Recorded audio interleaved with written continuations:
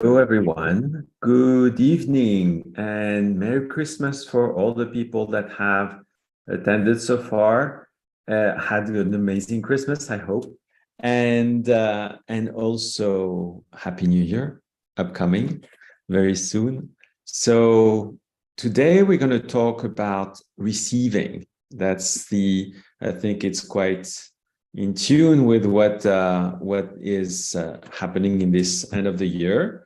And, and so we're going to talk about receiving because part of our job as leaders, as entrepreneurs, as individuals is not only to, go after whatever vision and milestone we have in ourselves, but it's also about allowing, receiving, enabling whatever we envision to actually happen. And this is quite an issue sometimes because we are so intense in that vision that we forget to pause and allow things to happen in our lives. So let's visit what that entails and explore how we can receive more. And I'm sure Santa Claus will provide you with more gifts. Now, let's talk about WHOS for a second, as usual. WHOS is a weekly harmony online session. It's there to help any change maker to support them in every week where we focus on the heartful method. We use it, that heartful method that I created in the past 30 years. And we revisit concepts, core concepts of our reality, to see where we can fine-tune ourselves, where we can be better version of ourselves and make it flow better, I guess, with less hurdles, less challenges. And so as you do that, everything starts to flow easier. And so the purpose of all that is really to have a life, a business that is more in harmony, in symphony with yourself. So where such business or such life is the expression of you, and that where ease and grace is unfolding every day. This is available for everyone. We all have that in ourselves. The question is, are we ready to live it? After this little presentation, please join us on tapwhat.com/whos free. You can scan the QR code and join the conversation. It's easy. It's free. So you can definitely come to us and we can have an amazing chat. We always start with a poem coming from my book, I is Born. And now let's read it, and it will guide us towards a better understanding of receiving. So the title of this poem is Receive. Strangled eye, frozen into shape, victim of its own rape, eye stumbles in its nigh. There is the evergreen flow, carrying away cry and woe, source of so many riches. A choice is made, eye unhitches. Sailing away, releasing its own way of being, eye melds. Opening its heart, allowing, running like a heart. In love, eye wells. Here we have an amazing description of what it means to receive. Let's see how it unfolds. So the poem explains or explores first this idea that I is captured in its own identity. It is being lost between four walls of its identity, and it is constrained by it. So what if it changes that? What if that I is taking a new step, something to explore differently and to open itself to life, which is that evergreen flow? that always bring like an amazing river, like the Nile, for instance, so many riches. It brings about opportunities, and we're not necessarily open to them. Maybe we are seeing them and we'd say no, or maybe we don't even see them, but they're still there. And all of a sudden I decide, oh, maybe I want to try differently. Do you want to do that? Do you want to try differently? If it is the case, then all of a sudden, by letting go, by releasing its own way of being, I start to meld with that flow. It starts to be more and more part of it. By opening its heart to itself, therefore allowing, it can run in love. It merges completely. It is in communion with the flow that is bringing so many gifts to it. So that's how we can build our life if we choose to, where instead of allowing ourselves to imprison ourselves in ways of being, where we always repeat the same routines, the same patterns, the same ways of thinking, by opening ourselves to new aspects where we can explore new angles of ourselves, then all of a sudden the flow of life brings us gifts, and we can run with them and explore new aspects, which then through their manifestation allows us to become another version of ourselves. So let's see how this unfolds in our presentation. So you can get my book, I is Born, on tapwet.com/I if you choose to. Now let's talk about strangled I. Let's assume for a moment that all your essence, all that you are, is like a white light. I'm sure you know from a physical standpoint, science of physics, right? All the different colors are in the white light spectrum. So in this case, this essence, this white light, this beam of light, a bit like, on the Cape and at a harbor, it beams itself through the prism of our DNA, of our life choices, of our life, of our ancestors, our family, our choices, our education. And through that prism, it's what happens is that the light diffracts. It becomes all of a sudden a series of colors.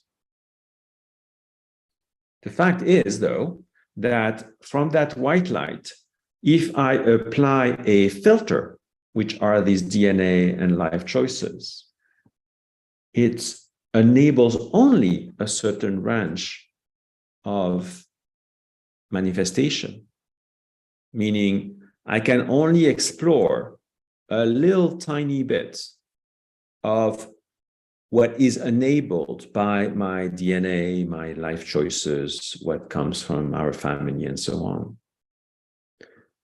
And it is my purpose, if I choose to, every now moment, to make a choice to enable me to go beyond it if I want to. Now, the thing is, if I, in this case, can only explore the red color, right, instead of all the different rainbow colors, what does that mean in my day-to-day? Well, for instance, if you look at this chart, it would be equivalent to exploring only the emotions of fear, grief, apathy, guilt, shame. And this is the only narrow space, emotional space in this case, that I am enabling myself to explore through the different traumas, the inheritance from my family, the DNA, etc. So I only live in that tiny a funnel of emotional funnel. And until I make a conscious choice, until I choose to go beyond it, I will continue oscillating, vibrating within this field, within this short range. When you could actually go way beyond. Instead of just sticking to this, we can go into exploring forgiveness and optimism and trust and joy and gratitude and so on. Mind you, this chart here explores the emotional patterns on average, right, throughout my life. So obviously, every moment I can explore optimism, forgiveness, courage, desire, grief, empathy, and so on. But on average, I tend to go whether at this range or at this range or at this range. Let's see what's next. So if I look at the flow of life, where my reality is showing, this flow of life is filled with many possibilities, many activities, many situations. And most of the time, if not all the time, we have the tendency to say, I am not that. If you look deep inside, when you say I, that I am Arno, I am John, etc. I'm Janet for that matter. I tend to say that, excluding the reality I'm looking at the flow of life. So I am really creating that narrow space within which I recognize myself and I state I am this person or character. Now, I could also include all the reality I have inside myself, but at the first, that's not what we do. So what happens if we do, right? Well, and how do we get there? That's, I think, the question that is the most important. So one of the processes that the Heartful Method offers is a method that enables me to really start to be getting more and more into the flow and feel less and less separated from that flow. In other words, so that I can be feeling more part of life and not in constant fight with it. And this is really the maze that we're creating for ourselves, and we can get out of it if we want to. And so the method to make that happen, when you have in your life an issue, a situation, whichever it is, whether it's professional, personal, is the same thing. You have something that triggered you. You have the opportunity to push the pause button, meaning not to react right away, but to become aware of what is actually happening now. When you do that, you have the possibility to accept and embrace this moment. Whatever was playing out, how can I be more present to it now so that I can choose the best response I can give at this moment, whether it's a physical action, an emotional one, an intellectual one for that matter. By accepting and embracing it, I actually allow myself to have more space related to that situation, and therefore can breathe in it and find a new angle. Which brings me to the next step. The next step is about surrendering. It's about trusting what is actually happening. For some reason, it is happening besides whatever I can comprehend of myself, of the current situation. It is happening for a reason. So how can I be the best servant to this situation, because somehow it happens because I'm ready for it. And therefore I can trust what is unfolding now. I can surrender to it. And as I do this, all of a sudden I am led to the next step, which is to enable a certain state of gratitude, of forgiveness, if it entails that. What is happening now, what is being expressed, is necessary for me to reach a state where I can release myself from it through forgiveness and gratitude, which may help me to get to a place of compassion and love for that whole situation, for myself. And that always leads to more harmonious outcome, meaning that whichever issue you had, because you did this, will bring you not only to a perception that is more harmonious, but the actual end result will be more harmonious as well, because you will have done the work. Let's recap this. By accepting and embracing the situation, I am actually deprogramming the belief, neutralizing the charge to get out of the gravitational pull that repeats that pattern and start from a more neutral state. By surrendering and trusting myself and the unfolding itself with the new choice, the ego gives way to the outcome. In other words, you are not putting yourself in the middle of that situation. You are letting it express itself completely, and by not participating to it, and therefore it has more capacity to grow and be the actual outcome you are looking for in one way or another. And then forgiveness and gratitude. Forgiveness towards myself, towards the others, towards the situation. Gratitude for what is actually happening helps me to be better, to learn, to grow. This is what can be called also a growth mindset, but from the heart. Compassion and love is felt towards the whole situation, oneself, the past experiences that are relating to this, because the emotional trigger that happened came from a past experience. Can be compassion and love for the present moment, for the future outcome. And this tremendously accelerates alignment by releasing the whole pattern, which enables these more harmonious outcomes. So if we look again at the flow of life, all of a sudden, everything becomes much simpler because I am part of the flow of life. I am enabling myself to be completely accepting, embracing, surrendering to such flow of life.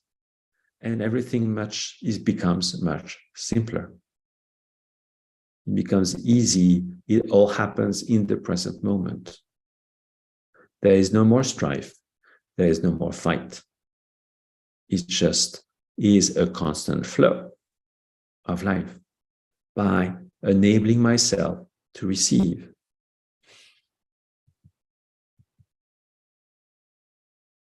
If we look at this same chart as before, but from a place of heartfelt,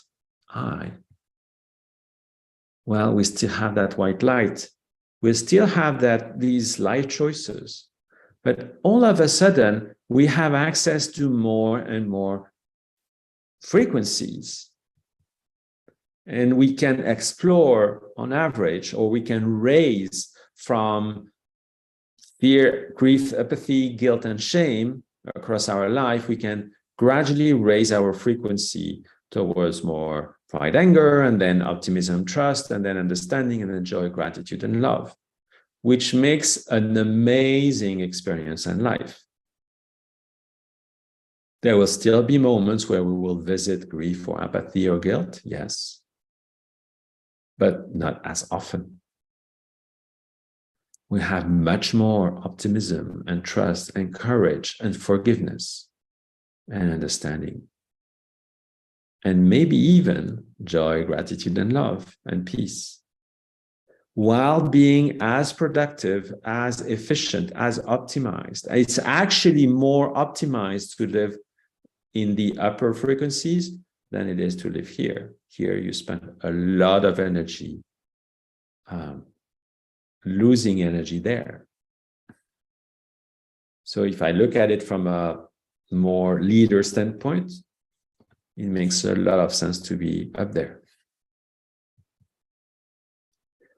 Now is the time to reach out and bring about or bring yourself to the live Q&A.